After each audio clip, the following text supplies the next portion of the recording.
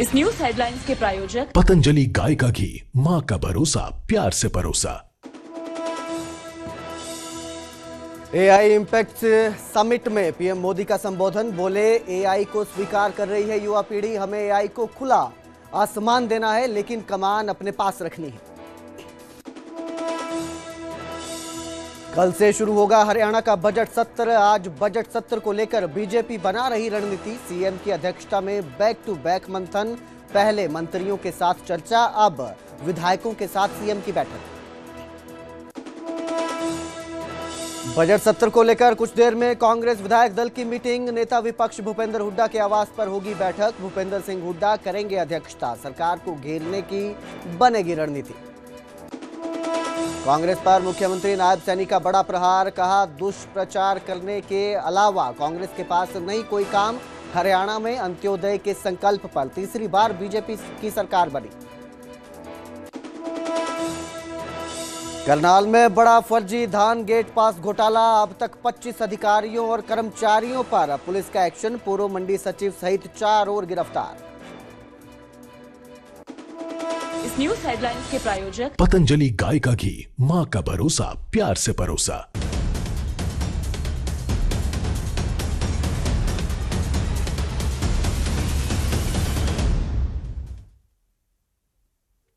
नमस्कार, स्वागत है न्यूज 18 पंजाब हरियाणा में। मैं आपके साथ कुलदीप भारद्वाज।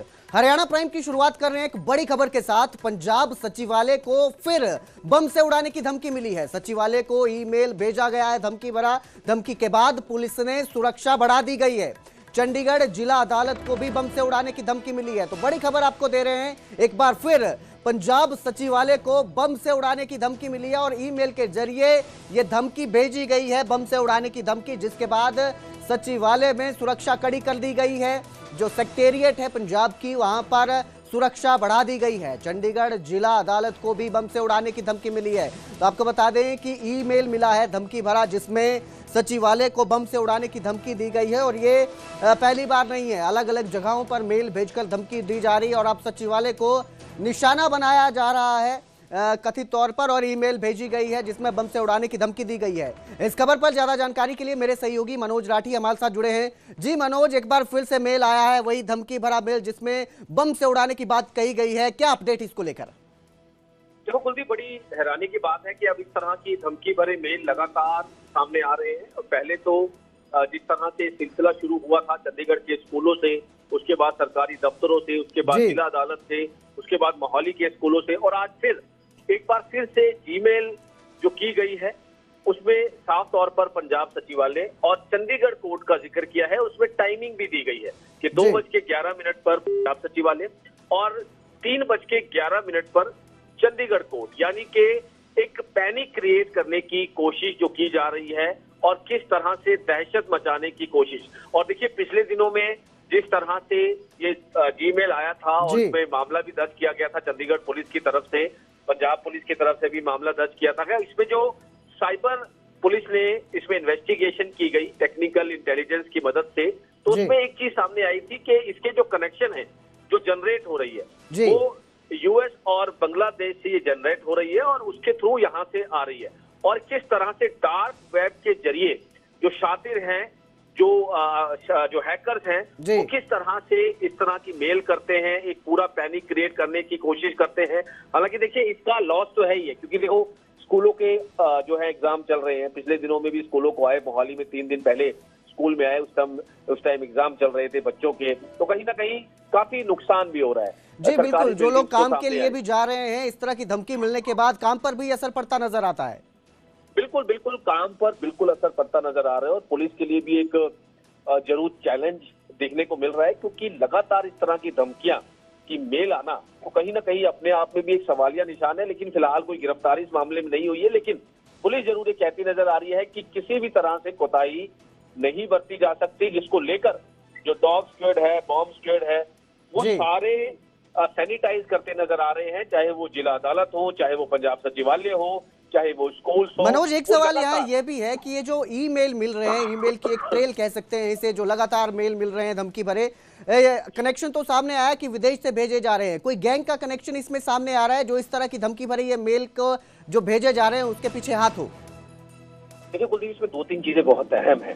पहला, जो धमकियां वाले मेल आए थे पिछले दिनों, जिसमें चंडीगढ़ के स्कूलों को भी आए, मोहाली के स्कूलों को भी आए, उसमें दो तीन जो उसमें मेल में लिखा था उसमें खालिस्तानी एंगल सामने आया था। हालांकि पुलिस इस एंगल से भी काम कर रही है कि आखिर जो भी शातिर है उनका कोई खालिस्तानी कनेक्शन तो नहीं है, उसको लेकर भी, क्योंकि पिछले दिनों जो दो मेल आई है, जो स्कूलों को मेल आई है, उसमें खालिस्तान का जिक्र भी किया गया था। और कहीं ना कहीं आखिर इसमें कौन शातिर है, कोई गैंगस्टर कनेक्शन है, विदेश में बैठे जो शातिर हैं, जो अपराधी हैं, वो आखिर क्यों इस तरह का पैनिक क्रिएट कर रहे हैं, इस चीजों को सबको लेकर अब इन्वेस्टिगेशन शुरू हो चुकी है। लेकिन उसके साथ साथ सैनिटाइज करना, बॉम्ब स्क्वाड, ऑपरेशन सेल, वो भी लगातार अपना काम करते नजर आ रहे हैं। जी, फिलहाल एहतियात के तौर पर क्या सुरक्षा की व्यवस्था देखने को मिल रही है? जो सचिवालय है वहां पर और जो कोर्ट है, जिला कोर्ट है, वहां पर किस तरह की व्यवस्था है? देखो कुलदीप, इसमें दो तीन चीजें, क्योंकि पुलिस के अधिकारियों से हमारी बातचीत हो रही है, जो ऑपरेशन सेल है, डॉग स्क्वाड है और जो बॉम्ब स्क्वाड है, वो लगातार उस पर अपना सैनिटाइज करते नजर आ रहे हैं। पूरी चेकिंग है और एक एक कमरा, क्योंकि देखिए जिला अदालत की अगर हम बात करें, चंडीगढ़ कोर्ट की, या फिर पंजाब सचिवालय की अगर हम बात करें, बहुत सारे कर्मचारी होते हैं, बहुत सारी भीड़ होती है, ऑफिस खुले होते हैं, और उस समय में इस तरह की कॉल आना, इस तरह का एक दहशत मचाने की कोशिश करना तो कहीं ना कहीं एक चैलेंज होता है। इसीलिए जो टीमें हैं वो सारा पूरा खाली करवाने के बाद पूरे जो परिसर को चेक करती है। Dog squad, bomb squad, operation cell, सारी जो टीमें हैं, रेस्क्यू टीमें, वो सारी वहां पर पहुंच के एक बार पूरी तरह से अपनी सेटिस्फेक्शन करते हैं, और उसके बाद सभी को, यानी कि इसमें आप कह सकते हैं कि पूरा दिन लग जाता है, आधा दिन लग जाता है। जी बिल्कुल, मतलब पूरी तरह से सुरक्षा का ध्यान रखा जाता है। बहुत बहुत शुक्रिया इस तमाम जानकारी के लिए मनोज राठी। तो फिलहाल एक बार फिर से धमकी भरे मेल मिले हैं और इस बार सचिवालय, पंजाब सचिवालय को उड़ाने का ये धमकी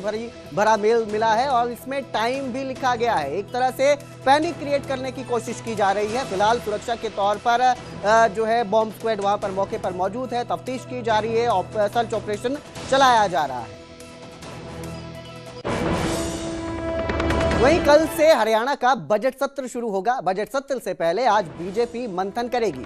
कैबिनेट मंत्रियों के साथ मुख्यमंत्री नायब सैनी ने बैठक की है और अब कैबिनेट बैठक के बाद विधायकों के साथ भी चर्चा शुरू हो गई है। तो कल क्योंकि बजट सत्र शुरू होने वाला है और इसी को लेकर मंथन किया जा रहा है, इसी को लेकर जो है आज कैबिनेट मंत्रियों के साथ बैठक के बाद अब मुख्यमंत्री नायब सिंह सैनी विधायकों के साथ जो है बैठक कर रहे हैं और इसमें बजट सत्र को लेकर चर्चा शुरू हो चुकी है। तो बजट सत्र है, कल से शुरू होने वाला है, कल से शुरू होगा। 20 फरवरी से बजट सत्र शुरू हो रहा है और 18 मार्च तक ये बजट सत्र चलेगा। और इस बार के बजट को लेकर मुख्यमंत्री नायब सिंह सैनी ने अलग अलग विभागों से, उद्यमियों से बातचीत की, उनसे विमर्श भी लिए हैं और कहा जा रहा है कि इस बार का जो बजट है उन सुझावों को ध्यान में रखते हुए मनाया जाएगा। मेरे सहयोगी अंकित दुदानी इस खबर पर ज्यादा जानकारी के लिए हमारे साथ लाइव जुड़े हैं।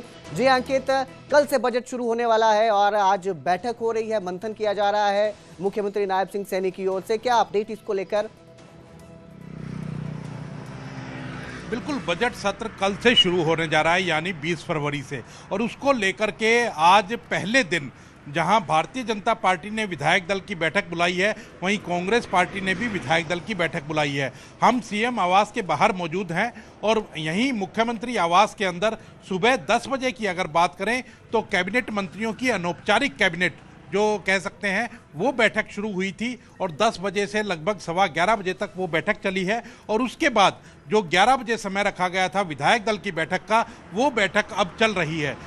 क्योंकि कल से सत्र शुरू हो रहा है, विपक्ष कई मुद्दे उठाने के लिए तैयार है और विपक्ष पूरी तरह से तैयारी कर रहा है, तो वहीं सत्ता पक्ष को भी तैयारी करनी जरूरी है कि विपक्ष कोई भी सवाल उठाता है तो उसको लेकर के किस तरह से उसका जवाब दिया जाए, किस तरह से उस पर अटैक किया जाए। तो कहीं ना कहीं उसी की तैयारी को लेकर के ये विधायक दल की बैठक होती है। और अभी 12 बजे की अगर बात करें तो 12 बजे कांग्रेस विधायक दल की बैठक होगी, वो नेता प्रतिपक्ष भूपेंद्र सिंह हुड्डा के आवास पर होगी। वहां कांग्रेस पार्टी जो है वो अपनी रणनीति तैयार करती हुई नजर आएगी कि किस तरह से सत्ता पक्ष को, सरकार को सदन के अंदर घेरा जाए, किन किन मुद्दों के ऊपर घेरा जाए, क्या क्या ऐसी बातें हों जिनके ऊपर मुद्दे उठाए जाएं। तो कांग्रेस पार्टी अपनी तैयारी कर रही होगी, वहीं भारतीय जनता पार्टी अपनी तैयारी कर रही है। और अभी विधायक दल की बैठक के बाद मुख्यमंत्री सभी विधायकों को दोपहर का भोजन भी देंगे। दोपहर के भोजन के ऊपर भी उनको आमंत्रित किया गया है। तो कहीं ना कहीं सरकार कोई भी कोर कसर नहीं छोड़ना चाहती कि किसी भी तरह के कोई कमी रहे और सरकार की कोई ना कोई किरकिरी सदन के अंदर हो, ऐसा बिल्कुल भी सरकार नहीं चाहती। इसीलिए पहले विधायक दल की बैठक हो रही है, सभी विधायकों को गुर दिए जाएंगे मुख्यमंत्री की ओर से, जो सीनियर मंत्री हैं उनकी ओर से, और जो भी वो चाहे प्रश्नकाल हो उसके दौरान जो प्रश्न पूछे जाएंगे तो उनके जवाब देने की बात हो, या कॉलिंग अटेंशन के माध्यम से या फिर किसी अन्य माध्यम से जो प्रश्न उठाए जाएंगे वो भी सारे जवाब देने के लिए सरकार पूरी तैयारी कर रही है। कल से बजट सत्र शुरू हो रहा है, कल सुबह 11 बजे से सदन की कार्रवाई शुरू होगी और राज्यपाल का अभिभाषण जो है वो सदन की कार्रवाई शुरू होते ही होगा। और कल की जो कार्रवाई है वो केवल राज्यपाल के अभिभाषण पर और जो ऑर्बिट्रीज है, जो दिवंगत आत्माएं हो गई है, जो इस दौरान जो पिछला सेशन था और इस सेशन के बीच में जिन लोगों का निधन हो गया है उनके श्रद्धा सुमन अर्पित किए जाएंगे विधानसभा के अंदर, और उसके बाद सेशन की कार्रवाई खत्म हो जाएगी। और 2 दिन की फिर छुट्टी आती है 21 और 22 तारीख की, और उसके बाद फिर से सेशन की कार्रवाई शुरू होगी और दूसरे दिन सोमवार से कह सकते हैं कि सदन फिर से लगेगा। तो इसी को लेकर के पूरी तैयारी की जा रही है। और मुख्यमंत्री हम देखते हैं कि जब भी सदन खत्म होता है तो उसके बाद भी विधायकों से कहें या मंत्रियों से कहें लगातार चर्चा करते हैं और अगले दिन की तैयारी करते हैं। तो उसी को लेकर के आज की तैयारी की जा रही है और वो तैयारी शुरू हो चुकी है। सभी से संवाद जो है वो मुख्यमंत्री कर रहे हैं, जो सीनियर मंत्री हैं वो कर रहे हैं। विधायकों को बताया जा रहा है कि किस तरह का व्यवहार जो है वो सदन के अंदर होना चाहिए एक सत्ता पक्ष के विधायक का। तो यही सारी बातें जो हैं वो विधायक दल की बैठक के अंदर होती हैं। जी अंकित, बिल्कुल तैयारी की जा रही है क्योंकि सदन में किसी तरह की भी किरकिरी नहीं होनी चाहिए। अंकित, आप हमारे साथ बने रहिए, हम आपके पास एक बार फिर से लौटेंगे। और आज जो है ये बैठकों का दौर फिलहाल सीएम का जारी है।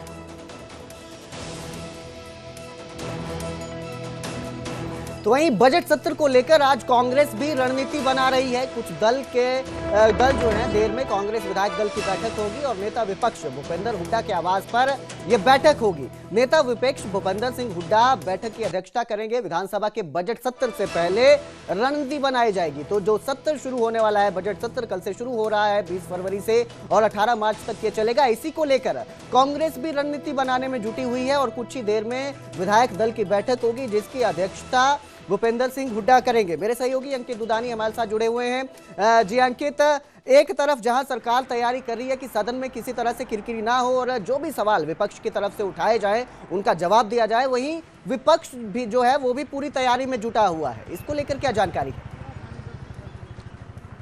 बिल्कुल, इसमें कोई दो राय नहीं है क्योंकि विपक्ष का काम ही सरकार से सवाल पूछना होता है और सरकार को घेरने का काम करना होता है, और इसीलिए विपक्ष भी कोई और कसर नहीं छोड़ना चाहता। अभी 12 बजे की अगर बात करें तो नेता प्रतिपक्ष भूपेंद्र सिंह हुड्डा के आवास पर विधायक दल की बैठक बुलाई गई है और उसके अंदर तय किया जाएगा कि कौन कौन से ऐसे मुद्दे हैं जिनको प्रश्नकाल में उठाया जाए, क्योंकि प्रश्नकाल में प्रमुख रूप से वो मुद्दे उठते हैं जो विधायकों के अपने अपने क्षेत्र से जुड़े होते हैं, और वो चाहे कॉलिंग अटेंशन के माध्यम से हो या फिर दूसरे जो वो किए जाते हैं कि उनके माध्यम से हो। तो कहीं ना कहीं प्रश्न उठाए जाते हैं और सरकार को घेरने का काम किया जाता है। ध्यान आकर्षण प्रस्ताव जब आते हैं तो उनके ऊपर पूरी चर्चा होती है। सदन के अंदर चर्चा जब की जाती है तो सरकार को घेरने का काम, और वही अगर विपक्ष जो कर रहा है वो चाहे पेंशन का मुद्दा हो जिसको लेकर के काफ़ी शोर शराबा हुआ, लगातार सरकार पर सवाल उठाए विपक्ष पार्टी ने कि पेंशन काटी जा रही है बुजुर्गों की। हालांकि मुख्यमंत्री सामने आए और मुख्यमंत्री ने पूरे आंकड़ों के साथ ये पेश कर दिया कि 2014 से लेकर के और अभी तक कितनी पेंशन बढ़ी है। 2005 से 14 तक कांग्रेस की सरकार थी, उस समय क्या हालात थे, और 2005 से अगर 1999 की बात करें तो इंडियन नेशनल लोकदल की सरकार थी, उस समय क्या हालात थे, वो पूरा स्पष्ट कर चुके हैं। लेकिन दूसरा जो मुद्दा है वो एचपीएससी का है, जिसको लेकर के अभी 2 दिन पहले दीपेंद्र हुड्डा जो जी बिल्कुल जी India's ambition. Modi ji's vision of AI powered Viksit Bharat is also a template for a Viksit Global South. If wisely used, I believe AI can usher in an era of superabundance, a world without poverty, and a future of prosperity for all the 8 billion people on our beautiful planet is now within sight, within reach. Friends, artificial intelligence is not just another technology. For the first time, humans are creating human like systems that can learn, speak, analyze, move, and produce autonomously. AI is the mantra that powers every yantra or every machine and system to work faster, better, and smarter. I see AI as a modern day Akshay Patra, the legendary vessel in Mahabharat that provided endless nourishment to all. Likewise, AI offers limitless augmentation in knowledge, efficiency, and productivity. We are only at the dawn of this era. The best of AI is yet to come. Distinguished participants in this summit, today the world is debating a profound question. Will AI concentrate power in the hands of a few, or will it democratize opportunity for all? Do we act as isolated nations or as a united global family? Our polarized world stands at a fork. One path has led to a situation where AI is scarce and expensive, compute is concentrated, data is controlled, and capability is locked behind barriers of capital and geography in the global north. In this dismal scenario, inequality widens between nations, within societies, and across generations. But there is another path, a future where AI is available, affordable, and beneficial to all. As our Prime Minister said, India believes in this second future. Dear friends, from the podium of this summit today, I want to make a bold prediction. India will emerge as one of the greatest AI powers in the world in the 21st century.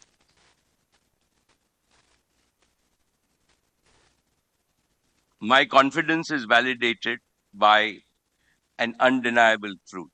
In the coming decades, no country in the world can match India's strength in demography, democracy, development, digital infrastructure, data generation, AI harvest. Let me begin, as was said many times this morning, what India has achieved in the past 10 years. First, India is the world's largest mobile data consumer. Nearly 1 billion internet users, data costs among the lowest globally, and in terms of quality, there is no difference between Delhi and the remotest Indian village.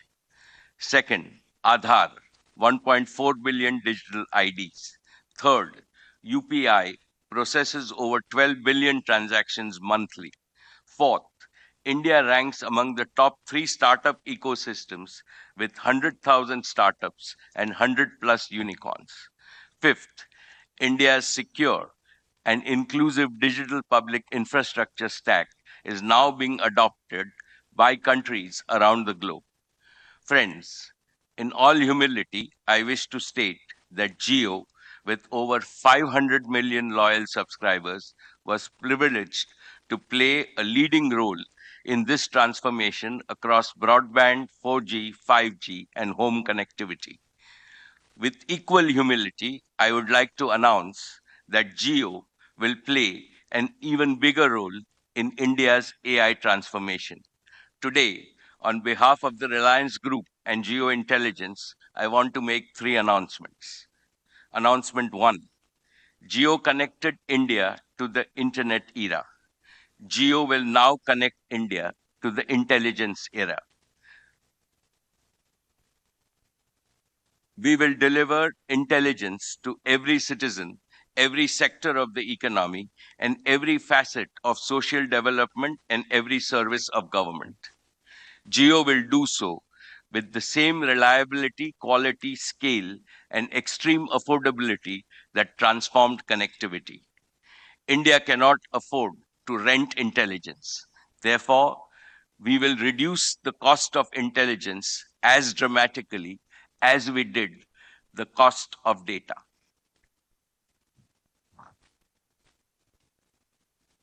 Announcement 2.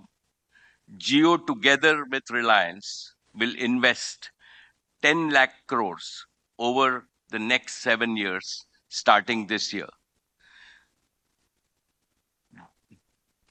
This is not speculative investment. It is not for chasing valuation.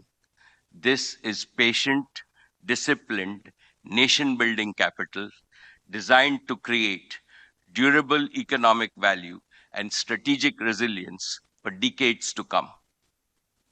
Distinguished participants, the biggest constraint in AI today is not talent or imagination. It is scarcity and high cost of compute. Therefore, here is my third announcement. Geointelligence will build India's sovereign compute infrastructure through three bold initiatives. One, gigawatt scale data centers. We already started construction on multi-gigawatt AI-ready data centers at Jamnagar. Over 120 megawatts will come online in the second half of 2026 this year, and a clear path to gigawatt scale compute for training and large scale inference. 2. Our green energy advantage. We have an in-house energy advantage with up to 10 gigawatts of ready green power, surplus anchored by solar in both Kutch and Andhra Pradesh. 3. A nationwide edge compute.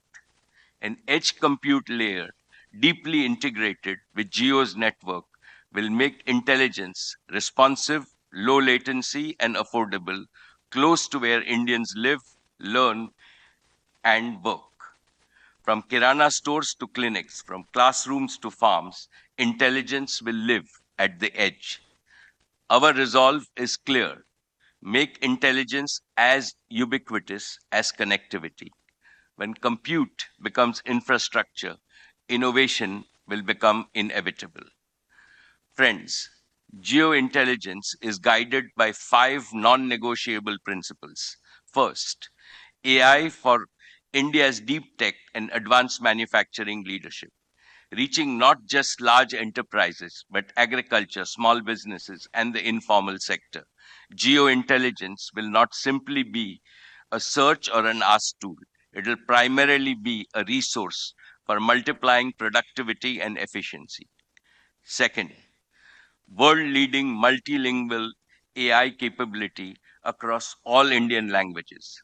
When farmers and artisans speak to AI in their own words and students learn in their own mother tongue, this is not convenience, this is inclusion. Geo AI Bharat की भाषा में बोलेगा, भारत की संस्कृति में फूलेगा और भारत की मिट्टी में फलेगा. Third, responsibility, security, data residency, and trust as Geo's core guarantees, not afterthought. Fourth, we will prove that AI does not take away jobs. Rather, it will create new high-skill work opportunities. And fifth, the AI story has shifted from who has the best model to who can build the strongest ecosystem for speed and scale of usage. Therefore, we will build deep partnership ecosystem with Indian enterprises, startups, IIT, IISC, and research institutions. We will work shoulder to shoulder with India's leading industrial groups to embed AI across manufacturing, logistics, energy, finance, retail, agriculture, and healthcare. We will empower startups with affordable compute and co-development platforms. We will aspire to produce global breakthroughs in compute architecture, foundation models, and energy efficiency, designed in India, rooted in our values, powered by our talent, and scaled for humanity. And we will partner with the very best tech companies in the world, not as importers of intelligence, but as co architects of a new AI century. Dear friends, I believe that social relevance, not momentary craze, should drive AI growth in India. Geo has already started AI applications for the most pressing challenges in inclusive development. In education, we have Geo Shikshak, an adaptive AI teaching assistant in 22 languages. When 250 million school children and 50 million students in higher education are empowered by AI, teachers, no power on earth can match India's talent wealth. In healthcare, Geo Arogya AI delivering first medical guidance in under 5 minutes in local languages on any phone. In agriculture, Geokrishi, converting satellite imagery and precision weather into simple voice first advice to 140 million farmers to help improve their income. In everyday life, Geo Bharat IQ, a voice first AI companion helping Indians learn, earn, and access government services at Bharat scale. From wearables to fully connected homes, Geo Frames, an AI glass device, and next generation AI devices will make intelligence truly ambient, as effortless, and as natural as human conversations. Through Geo Hotstar, AI will multiply Indian creativity with multilingual storytelling. We will popularize India's rich cultural heritage with futuristic technology, enhancing India's soft power globally. Friends, this inaugural Global AI Impact Summit in India has received a massive response. What does that show? It shows that AI is now becoming a people's movement worldwide. The success of this movement hinges critically on global cooperation and not polarization. Be it chips or rare earths, AI works its magic through sharing, not hoarding, through collaborations, not conflicts. The unique strength of India is that India serves as the vital bridge connecting the global south and the global north. After all, south or north, east or west, all of us have only one earth, one family, and one future. Today, at this summit, let us all pledge to transform this noble aspiration into reality using the most powerful gift of the human mind, AI. Let us combine intelligence with empathy and let us build a better future for all. Thank you. Jai Hind.